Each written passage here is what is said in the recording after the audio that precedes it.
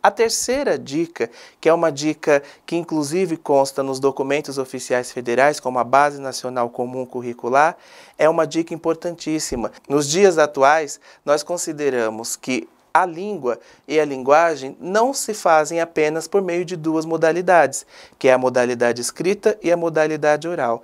Esta habilidade nós vamos chamar de perceber outras linguagens. O que é isso?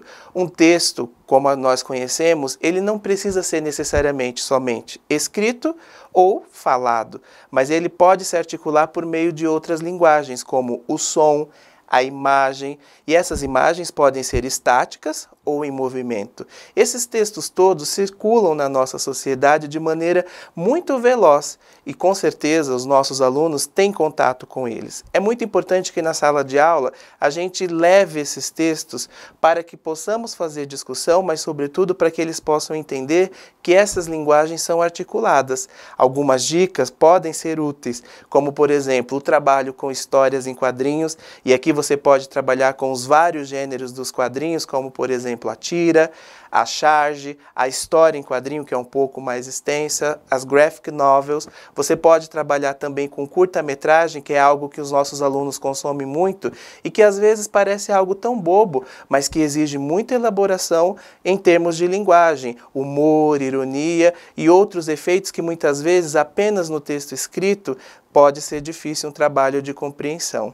A quarta e última habilidade deste vídeo consiste em elaborar apreciações estéticas, éticas e políticas nos textos que circulam socialmente. Esta também é uma outra habilidade que consta nos documentos oficiais, como por exemplo na Base Nacional Comum Curricular. Em que consiste apreciar e elaborar apreciações éticas, estéticas e políticas?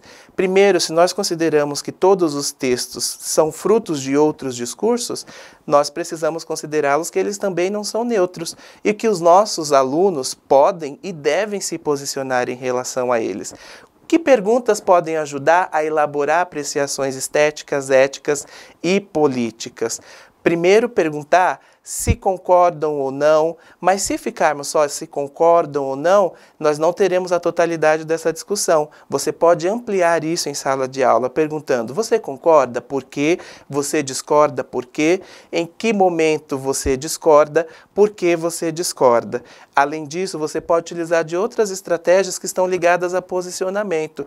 Como você se posiciona diante de tal texto? Como você se posiciona diante de tal passagem desse texto? Isso é muito importante para que os nossos alunos aprendam como se colocar no mundo, que é algo difícil de ser ensinado e que não existe uma receita pronta. Mas é aos poucos, olhando para os textos, para os discursos que estão neles, que a gente consegue fazer com que eles elaborem apreciações e que não sejam apreciações genéricas, que sejam apreciações críticas. Estas são as dicas de hoje, espero que você tenha gostado e que aproveite todas essas dicas em sala de aula.